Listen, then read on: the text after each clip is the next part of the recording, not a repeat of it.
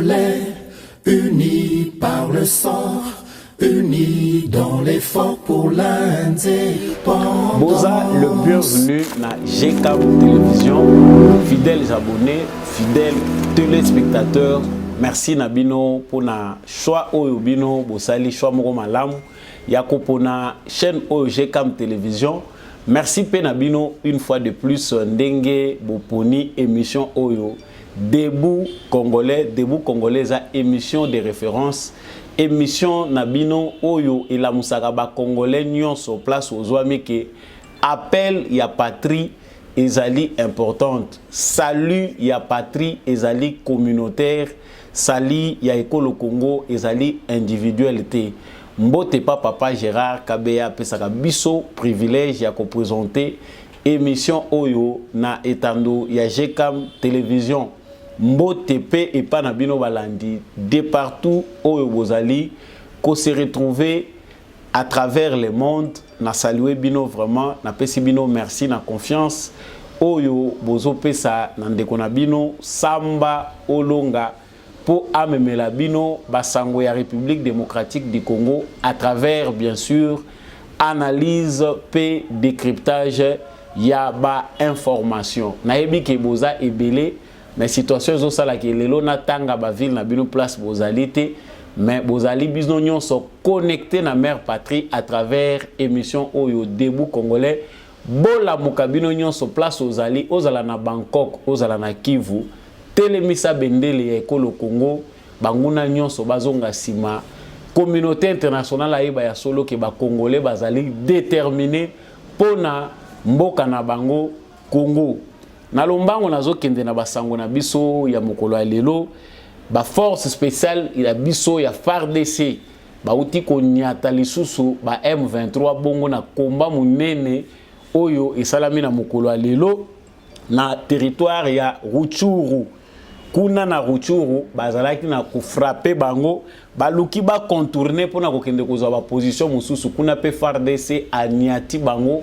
La journée d'aujourd'hui est journée moko de grâce, journée moko ya puissance pour na FARDC parce que ba zongi si vraiment ba rebelle sima na ba position bango bazwaki. Yango nde tokolobela na kati ya information oyo to na kati ya élément oyo. Restez connectés, restez branchés, mais ça ne sera pas les seuls éléments. Toujours politique Yamabe ezali kozonga sima. Les trésors américains viennent d'annoncer des sanctions contre 8 entreprises à travers le monde. Oyo basalelaka or ya République démocratique du Congo de manière illicite.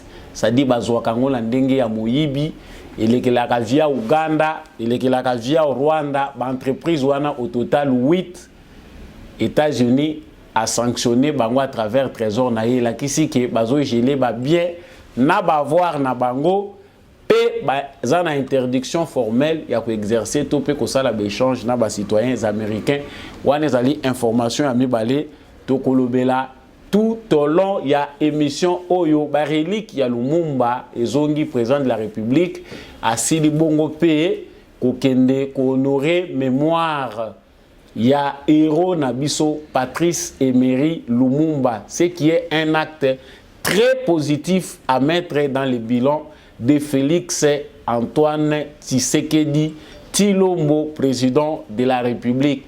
Na pesi bino tope na tombeli bino boye malamu na kati ya émission oyo Debout Congolais. Soki ezambala na ya liboso ya komona elongi oyo ya ndeko Samba Olonga ndenge bomesana ko benga ngo na kanisi la seule façon pour vous d'appartenir à cette famille Debout Congolais ezali ko s'abonner na chaîne GCAM Télévision ezali ko activer pe cloche ya notification de manière à ce que soki ba information na biso ekoti ozala les premiers ya ko yambaka yango famille Debout Congolais tozala toujours likolo na lobaka awa la patrie ou la mort biso nyonso FARDC na motema soko koza makasa kolata tenue te soko za na vocation kolata tenue te ya FARDC to pe ya police nationale na kanti motema na yo bolingo na yo pone ekolo Congo ezali pe kozala déjà soda yango na lobaka FARDC toujours na motema biso nyonso sima mapinga na biso. Na uta koloba awa na introduction que ba FARDC na biso à travers ba force spéciale pour toza pena na ba soda ya solo. Et logo bomi armée ya mboka oyo ezali régime criminel ya AFDEL.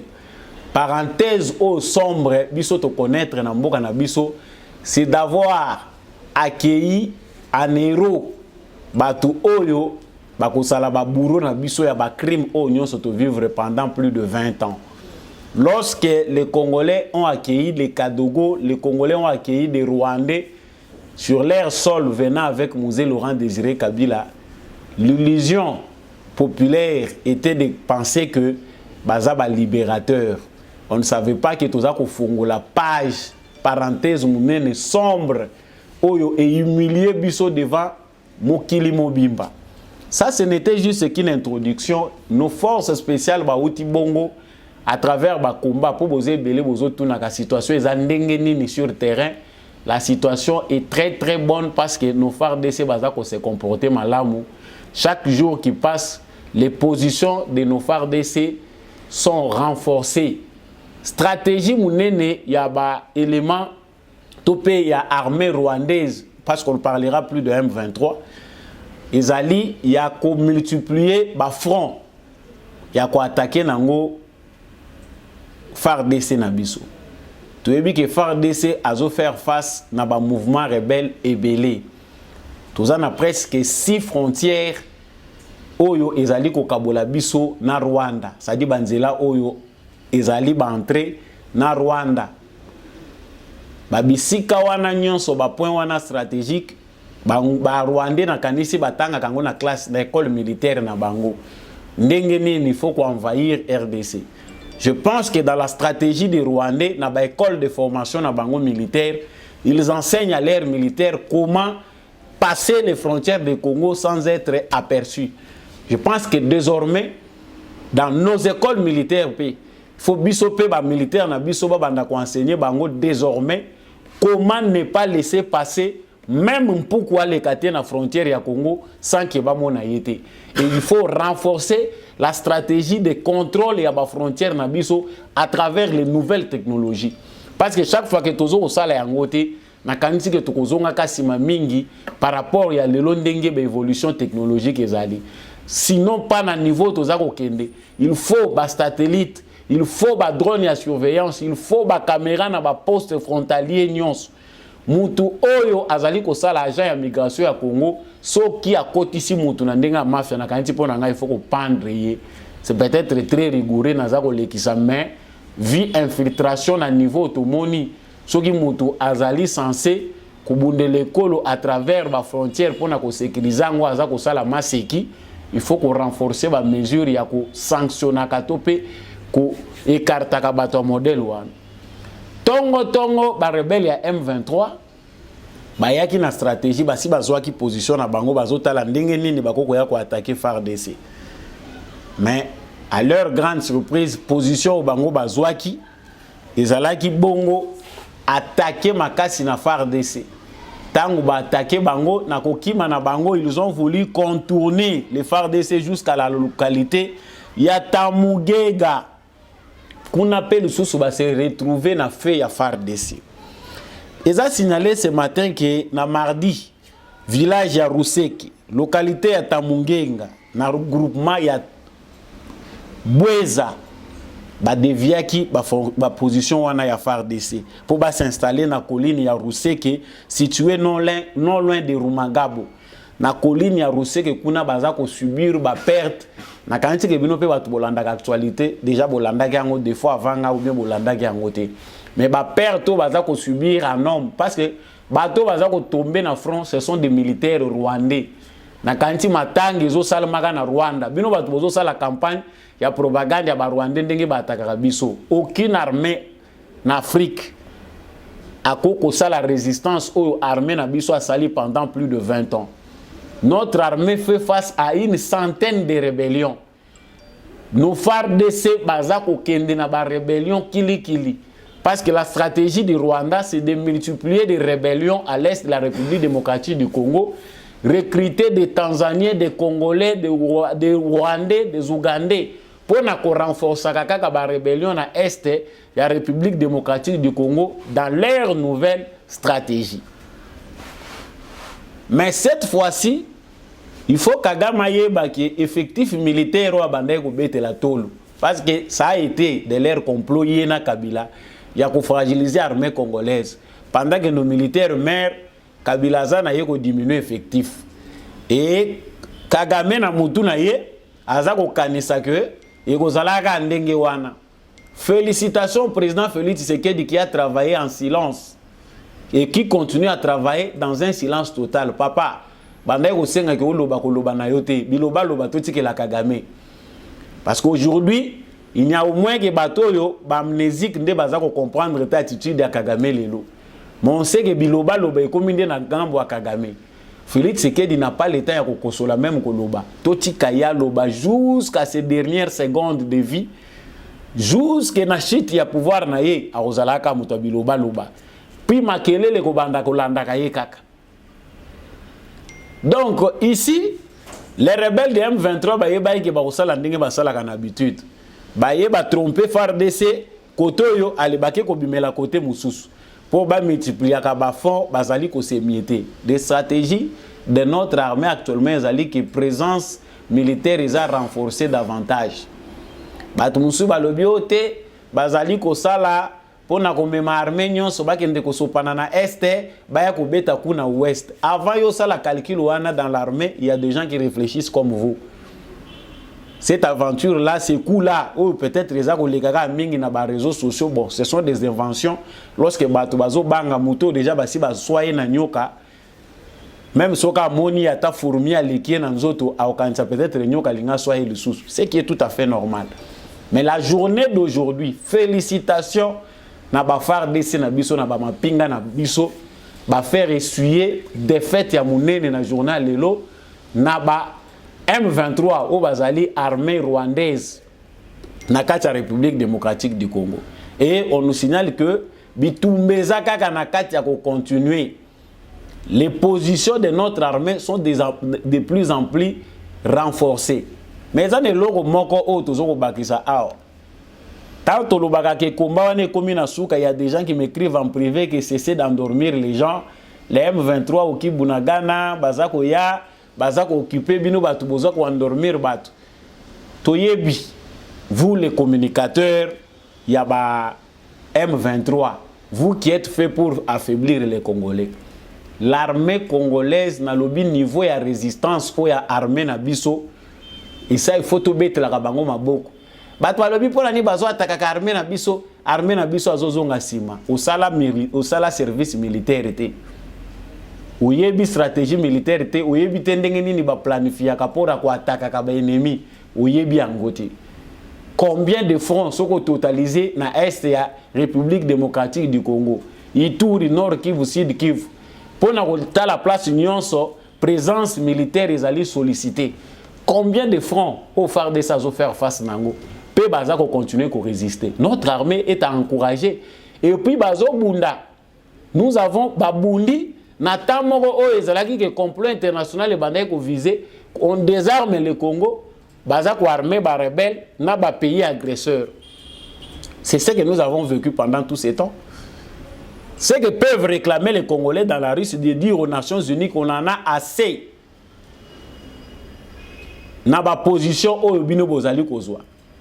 La communauté internationale, comme dans leurs actions, dans leurs activités, parce que tant que la communauté internationale, mais il y a moins plusieurs pays du monde, puissants, faibles, qui adhérent à la bazalaka de nature, il y a accepter la mobilisation à Congolais. Ceux qui sont Congolais, déterminés, à la mobiliser, ils viennent avec des sujets de distraction. Tala le londenge bazo luka ko affaiblir la mobilisation à Congolais à travers des accusations infondées. Nini oh il y a des discours augmentation one women rights abimi ce women rights. Non tout moni monter il y a ba discours moko xénophobe, tout moni kuna ba Congolais bazo sa la campagne anti tuti, tout moni boy et les Rwandais fabriquent des pièces de conviction pour présenter à la communauté internationale que voilà, nous sommes victimes Et Kagame, comme dans sa rhétorique, parce que Wane est la pièce maîtresse, il y a régime naïe. Et là, même Kagame na pouvoir. C'est cette aventure-là. Hein? Et ali montage wana basala ya génocide contre les Tutsis. Oyo babimisa na monde pour amener les Kagame au pouvoir. Et jusqu'aujourd'hui, il utilise la même stratégie.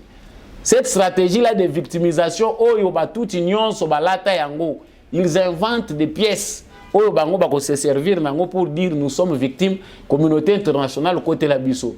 Langage oyo bango ba trouva malamu devant la communauté internationale, c'est le langage de la victimisation. C'est tout se victimiser pour baya au secours na biso.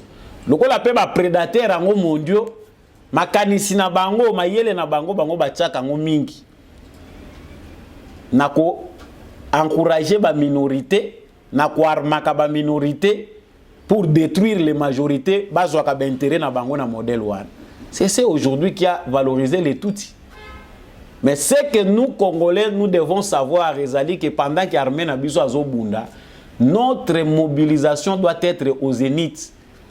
Nous, Congolais, et l'eau basi ba yebe la biso ba yebi que soko bimi na tongo na midi ko comme la yote makanise ko ça déjà échangé au côté mususu. Et voilà pourquoi d'habitude basala kabiloko wana ba yebi na bango ki ba Congolais mobilisation est faible bazo observer biso. Félicitations à la population à Goma parce que dans les couloirs diplomatiques, ça se parle. Ils parlent de vous et ne baissez pas les bras. Congo Mobimba. Il y a une zone où on a une introduction aux Alana Bangkok, aux Alana Bangladesh, aux Congolais. Parce qu'aujourd'hui, tout comme les Juifs, tous a éparpillé Mokili Mobimba. Les mal aimés à cause de nos richesses. Bozunabiso pour profiter d'ango bien. Il faut détruire, décimer toute une population, nous exterminer pour s'enrichir. Comme ça, ma bélo, comme Yabango, ceux qui sont tous exister. Et ça doit nous motiver pour tout élément, tout lancer cri en tant qu'un peuple, tout le baguette, ça suffit. Merci à ceux qui continuent à mobiliser. Biso bato toujours comprendre qu'il faut mobiliser. Faites parler aux voisins qui dorment encore. Ah, makambo kananga na lingango soute. Ah, pour yo le vandi na poto moni que tu t'es retrouvé aux UV ou bien aux quelque part dans de bonnes conditions, tu penses que makambo kawana yo lingango te.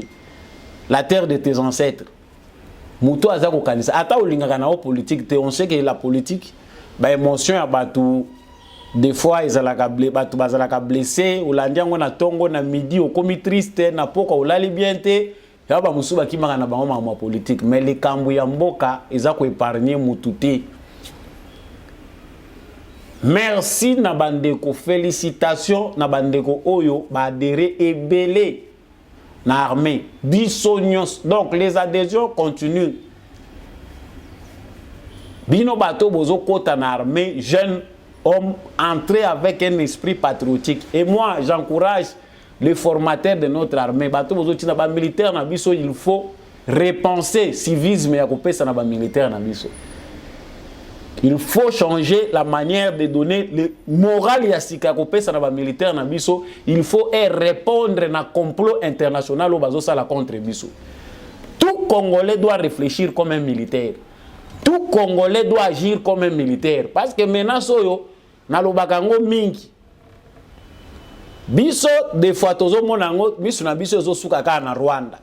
Na Rwanda, les Congolais ndenge to koti na makambo de mobilisation ezoko mata de plus en plus. Pour certains, biso na biso tozo limita ngo na Rwanda. Le complot est vaste. Les prédateurs du monde, ba capitalistes wana, aujourd'hui nous pouvons stopper l'hémorragie wana to kati yango. Kagame va partir. Mais si biso to apprendre que nous devons bien nous armer, to armer pe bana na biso, je pense que la menace va changer de forme. Ndenge bazawana bazana kati ko réfléchir lolenge nini après aventure ya Kagame bakolinga lisusu baluka ba continuer ko sakana na biso. Le problème ne s'appelle pas Félix Tshisekedi. Pour ceux qui veulent vous convaincre, bato bazo yebisa bino na bandako bazo chichoter bino ou bien les voisins qui discutent avec vous vous dire que Félix Tshisekedi n'est incapable. Non, c'est lui qui ne connaît rien du Congo. Le problème ne s'appelle pas Félix Tshisekedi. Notre problème c'est notre sous-sol. Notre problème c'est notre ignorance. Notre problème, c'est notre manque d'intérêt pour notre pays, manque d'unité, manque d'amour. Oyo citoyen nyonso ato lobiki na ko voter na ngate me bolingo ya mboka il faut attacher na mère na patrie na yo. Ba musuba malheureusement bazo ke ndeko yeko lango libanda mboka. Tango komi esika mo ezate malili zo beto makasi. O raisonner lobi tete na botama na chaleur tropicale wana. Mabele na yo ezaka mabele na yo. O raisonner lobi awa na za famille ezate famille bazaka ka quelque part. Toute ma famille existe en Afrique, au Congo, de Bazakuna, nos zongi citoyens. To la muka. Nazwaka bate belé zapona kolobaki to la muka. L'air est grave, mais l'air n'est pas grave. Félix Tshisekedi est une opportunité pour les Congolais. Il faut comprendre qu'il est grand temps pour nous. Yakoyeba. Ndenge nini tokoye ko défendre le Congo. La défense d'une nation se prépare aussi. Ça se prépare. Bamboka nyonso biso toza ko kumisa toza ko lula lelo. Ah soki tozala ka ta lokola tel. Baleki na ba difficulté. Plusieurs pays dans le monde sont passés à travers des moments aussi sombres, tristes, mais ils se sont construits comme lelo ba grande nation. Mais soki biso bazo continuer ko malmener biso na bamboka amike, c'est parce que nous ne sommes pas préparés.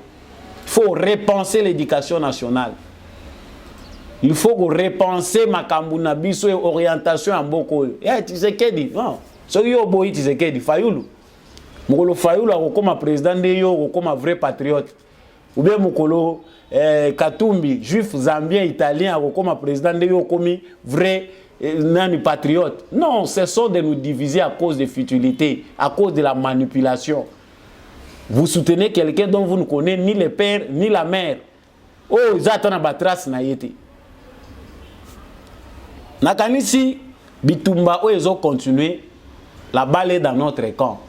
Ce que craint la communauté internationale, babanga rande Félix Tshisekedi, babanga a monté à mobilisation à Congolais. Babanga a plus maturité à Congolais. Félix Tshisekedi n'est qu'un bon représentant du peuple congolais. Le rôle a y accéder le long à pouvoir. Il faut le minimum de maturité.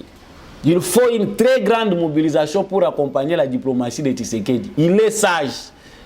Pas aucun malembe, pas à pas. Là où on a piégé ses prédécesseurs, Félix Tshisekedi fait de sorte qu'à travers la sagesse, a dévié le piège wana au batieli lié Nanzela. Tant que nous avons une armée puissante, il faut équiper notre armée. Le rôle a besoin d'équiper l'armée na biso batika diplomatie, basa lango li sous-souté. Le rôle a besoin d'équiper ni na biso président lo bali sous-souté a aussi voté au nom du Congo. Communiqué on a linga présenté binwango. Régie a lancé le biso communiqué oyo. Bomo na yango. C'est communiqué bomoni est un montage pur et simple. Un montage des ennemis de la nation. Parce que la stratégie consiste à créer les drames du côté congolais, congolais, basali génocide ya batouti. Mais les 12 millions de morts des Congolais, ceux qui 15 millions, ça ne dit absolument rien à la communauté internationale. Mais ce que la communauté internationale nous montre, c'est l'injustice de nous présenter que na Congo, ils ont une vague moko ezali koya ya xénophobie bazolinga ba message de haine contre les Tutsis. C'est monsieur qui a fait ce communiqué, ceux qui font patriotique, ceux qui militaires ndenge bomoni yango wana. Communiqué wana etamboli mingi na ba réseaux sociaux. Un montage où on nous montre les ministres de la défense batangeli bino ba Rwandais nyonso, où il faut que cibler soko kutana na bango boma bango. Parce que Bango Ndé Moutou Bazali ko favoriser l'infiltration. Attention, chers frères congolais. Dans le émission passée, qu'il y a des gens qui nous piègent. Identification nationale, il y a tous à la précédente Zoya. Bato bazo bunda na élection, ba yeba yango dans le baki yango une émission les kaki. Soko zo luka élection hein. Franchement, tous allons nous préparer pour aller aux élections. Il faut des choses et kokisama cette fois-ci avant toute une élection. Tu as déjà que Félix Tshisekedi a gagné, même Mundela a dit que Félix Tshisekedi gagnera les élections. Pourquoi ne pas gagner du temps? Pourquoi ne pas profiter? Tout ça, la marabouza malunga. Parce que tout le monde a Parce qu'il y aura des contestateurs et des gens qui se préparent à contester, à diaboliser, à détruire l'organisation. Likambu yaba communiqué, oh, il y a des gens derrière pour manipuler les Congolais. Parce que les gens dans le Congo, bah, tu vas monter ba identité à Mabé. Ceux qui va diaboliser yo, ba lukelio, ba frère rwandais, ba lukelio nationalité rwandaise, ba bambio. Ces ministres là est rwandais. Je ne suis pas sur ce plateau pour défendre les identités à Batou. Mais ces communiqués là, ministère de la Défense, Hazard rwandais, ou ceux qui ont infrastructure, Hazard rwandais, qui sont ces gens là qui ont identifié Batouana pour Babimissela Bino Bango Rwandais? Ne cédons pas à la manipulation à Batou. Oyo, Bavandi Moussala na Bango, ezaka kwa tisser un peut servir d'intérêt na Bango. Communiquer wana utangi yango Batou nyonso batangi yango. Qui a habilité ya kopesa Batou? Ba identité toza ko loba ozo benga ndekono congolais rwandais. Oyo bateki na ba chef coutumier oyo. Oyo Moïse a komi muyeke. Tata za juif mais Moïse a komi yeke tantôt koto. Identité bino bozo betela tolo. Ndekono congolais a komi rwandais au nom de tes intérêts. Parce que chaque jour ici dans les laboratoires, nape mukolo musuna comme rwandais.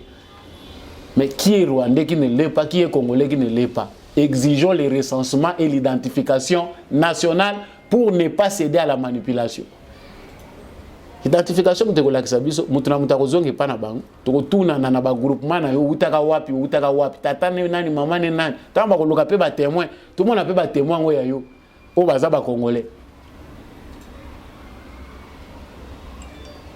Ne cédons pas à la manipulation.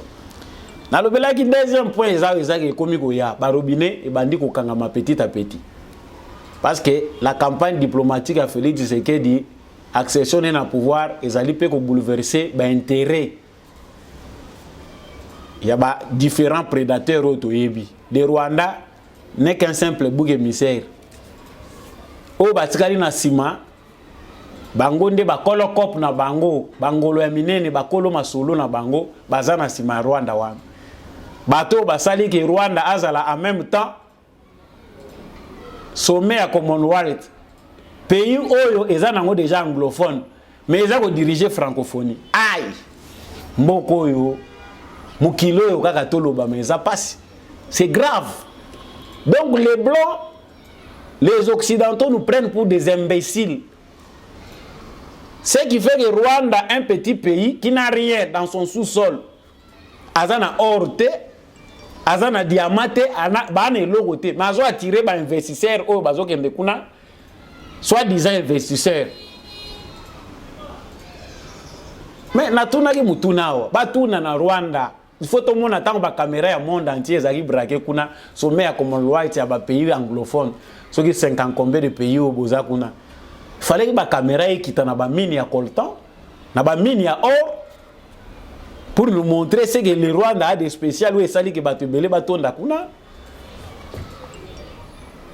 Le monde est divisé au nom des intérêts. Mais le temps c'est le temps du Congo. Ce qui biso éviter que ça c'est une opportunité où il faut tout saisir pour nous libérer de ces craquants à Wanetalio. Mais les éclairés vont comprendre que c'est une opportunité pour nous d'exiger plus. Aller au-delà même, il y a Félix Tshisekedi Akoko Sala. Le peuple souverain est capable de le faire. Et yo zino énergie nous se concentrer ngona mafinga ozo finga ka Tshisekedi okantike pour na yo c'est ça l'avantage. Poussons nos réflexions très loin. Ba Congolais bazaka suba penser te. Kaka ozo suka kana ba bout de réflexion. Pourquoi? Parce qu'on a voulu qu'on réfléchisse à la limite du ventre. Place Kali Boumoussouki, place Pemayele Yamoute, Soukelika Yangwan. Donc il est condamné à réfléchir chaque jour na survie, Liboumukak. Mais pour raisonner, Magamoussou a raisonné en Souti. Voilà pourquoi on réfléchit, mais on ne pense plus. Il n'y a pas de penseurs. Au Congo, il y a de moins en moins de philosophes. Plus Mikolezo Bagsama, plus de philosophes aussi là na Congo. Voilà la catégorie des politiciens qu'on a aujourd'hui.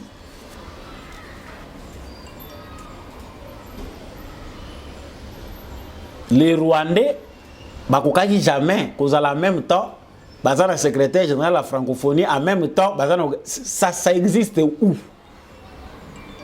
Mais les Blancs, à cause des intérêts, ils ont trouvé une justification à ça. Macron a vendu wana. Côté France azoyebisa biso non azoko apesa importance na la souveraineté à Congo, na intégrité soki intégrité territoriale. Côté yo na se ba yebiso ki ndenge ni baza osala. Réveillons-nous. Les trésors américains sanctionné 8 entreprises au total. Ndenge bazali na ba lien na or ya mabe o bazali ko exploiter de manière illicite na kati ya République démocratique du Congo. On a mentionné des entreprises na kati ya Uganda. Kombo ya ba entreprise ango ekimi me bino batu boza ko landa boyebi malamu ces entreprises là mibale eza basé na Uganda. Or euta na Congo. Bakenda ko raffiner kuna na Uganda baza ko travailler ango mususu pe ya Rwanda na ailleurs na soki na Europe soki wapi. Au total 8 entreprises bazali ko exploiter na bango or à Congo. Et aujourd'hui le trésor américain a moni que non, il faut que ça cesse. Ba entreprise wana ba sanctionner ango, ba sanctionner ndenge nini? Gel ya ba bien na ba avoir na bango. Tous leurs biens o ezakuna na ba avoir na bango, ba geler ango. Pas question de collaboration, ba entreprise wana ba ko collaborer na ba citoyens américains te. Ba ko exercer makamuna na bango aux États-Unis te. Plus de lien avec les citoyens américains. Bon. Jusque là c'est une nouvelle qui va dans le bon sens. Ilingo la kisake ba robinet wana bisika wapi ba compte ezali ko se multiplier en banque, mutu azokoma millionnaire likolo ya makila ya bato. On exploite les gens de l'autre côté, on active des rébellions de l'autre côté pour que l'or coûte moins cher, yé kuna ba compte mataka ebele. Awa ba robinet ngo ndenge za na kati ya kokangama. Ça demande encore une forte mobilisation. Bino ba grand chercheur. Vous qui connaissez mieux les intérêts des entreprises multinationales à l'est du Congo, c'est le moment de hausser encore plus les tons, citer ces entreprises-là. Oyo bazako continuer kozala impliquer na kati ya ba rébellion à l'est du Congo. Ces enfants-là qui n'ont pas de travail, o bazana bazamba, o lelo FARDC azoboma ba mesusu, sont nos frères. Parce qu'ils n'ont pas de travail, parce qu'ils ont été mal éduqués, parce que ba koli na kati ya guerre. Certains ont trouvé que Moussala, ils ont se retrouvé dans la rébellion, ils ont trouvé que le travail, on l'a initié et il a trouvé que c'est ça la vie. Donc, système où tu as combattre,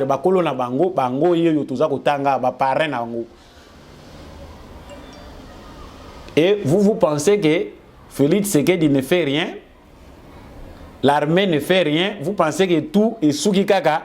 Nandenge batu FARDC azobunda bitumba bitumbeza na ba dimension ebele yango appelle ezali ke bao baza makasa kolata teni bolata tenu na ye pitié pour personne o azali ko kanisa ke l'avenir c'est na kokata ka batu mitu o oza capable de kolata tenu te trouve une façon de te mobiliser pour la cause de votre nation kovanda te yo za lokola indifférent ngolo Congo ko bonga yo tirer bénéfice non.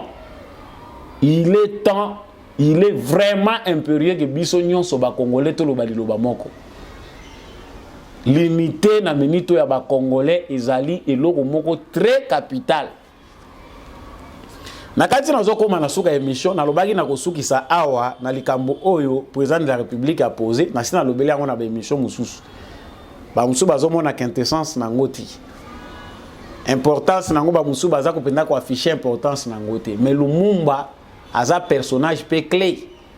Tant que nous avons fêté Awawa, indépendance, peu importe la panoplie des informations où ils ont publié, écrit où ils ont existé concernant le Lumumba. Mais ce que fait Félix Tshisekedi est très très symbolique. C'est-à-dire même batu bakenda ou bakufa na bakanda contre mboko yo bamona ndenge mboko za diriger ba yebi ke ba honora bangote. À travers les gestes de Félix Tshisekedi, nous nous réconcilions. La nation se reconstruit. Il y a des bases, il y a une unité où il y a déjà qu'on se fait sentir. C'est notre histoire que nous avons reconstituer. Ailleurs, nous avons un monument à Lumumba. On honore la mémoire de cette personne-là au Bazako cité parmi les grands personnages. Il y a des gens qui ne connaissent pas le nom du Congo, mais sont au Tangi Lumumba, le pays de Lumumba. Mais Félix Tshisekedi l'a fait. Il a son père, il pouvait se pencher sur Etienne Tshisekedi, qui a beaucoup fait. Oh, Salima Kassi na lutte, il y a état de droit, na démocratie. Félix Tshisekedi pouvait faire plus, se concentrer sur le travail de son père. Mais ici, parce qu'il s'agit de la patrie, de la nation, Azali na rôle, il y a père de la nation. Il doit commencer à reconstituer l'histoire, pour réécrire. Ce qui se fait, c'est la réécriture de notre histoire. Pour nous comprendre. Pour tenir symbolique, il y a une base où les commis sont installés pour que notre histoire soit écrite à notre manière. Tout le temps, sabana biso Lumumba na ndenge ya babel jité, na ndenge ya mundele te, mais na manière na biso moko sikoyo. Honorer batoyo bazak à la base de la création à notre jeune état au tozalelo. Merci soko se pelaki na kolanda élément oyo na kanti na suka awa ba photo bo monaki bilili ya président de la République ndenge nini akendaki ko honorer depuis mortel à Lumumba qui jusque là n'avait pas de sépulture. Mais l'élo grâce à Félix Tshisekedi à travers sa diplomatie de paix, de réconciliation, nous avons aujourd'hui Lumumba chez nous. Même si les alliés n'y a pas, les alliés n'y a pas débat. Il faut créer une contradiction. Pourquoi? Parce que tout ce qui est fait par Félix Tshisekedi, il faut y contredire, il faut y il faut le débat. Changeons. Merci Nabino Batu Bosepela qui kolanda émission Oyo. Merci Nabino Batu Bopé sa importance na ba nouvelle ya Samba Olonga. Continuez à soutenir cette émission. Bocha maboko po plateau ya debout congolais qui ne lisu musika koleka. Isa plateau na bino ba patriote. Continuez à soutenir cette émission. Continuez à avoir le Congo dans votre cœur. Fardez toujours na motema. Donc continuez kozala sima mapinga na biso pe sima ekolo Congo. Je vous dis merci. Merci également à l'équipe technique, Oezaki Andeko Mbia Chako. Merci encore également à l'apôtre Gérard Kabea. Tu peux si bien matondo tout monani la prochaine émission.